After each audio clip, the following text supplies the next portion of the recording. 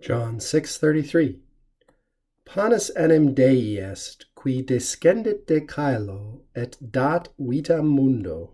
For the bread of God is that which, or he who, comes down from heaven and gives life to the world. This verse continues Jesus' reply to the crowds as they're discussing bread from heaven, that is supernatural provision from God the Father for his people. And Jesus continues the discourse here by pushing the crowd to consider even more deeply what exactly is the nature of bread from heaven in an Old Testament sense, and what does it have to do with his work now among the people of Israel as the Messiah of God, which is who he's claiming to be. So let's jump right in. For the bread of God, this is easy enough to connect. Remember, panis is a masculine third declension I stem noun. The bread of God is, now here, something interesting hinges on this relative pronoun.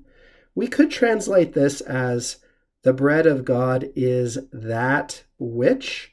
That is, we could take the antecedent as panis, which would be natural enough in this sentence. Or we could take it to be is, or we might say ille, not which, but he.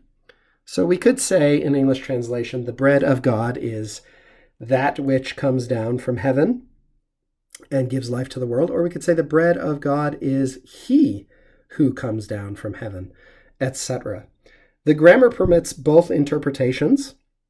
English translations typically choose the latter option, and I think there's good contextual reasons to support that choice, especially given what Jesus is about to say in subsequent verses. But either way, it makes sense. So let's go with that second option.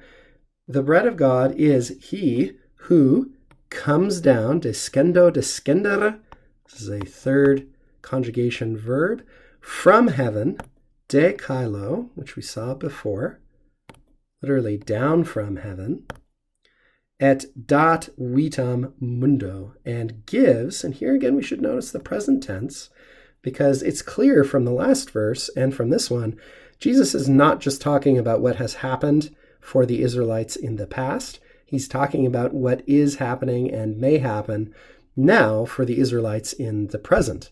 He's speaking about God's provision for those very people that he's talking to, who are living and breathing in front of him, and not just the Israelites who wandered in the desert with Moses. Et dat vitam mundo. Nothing terribly complicated here.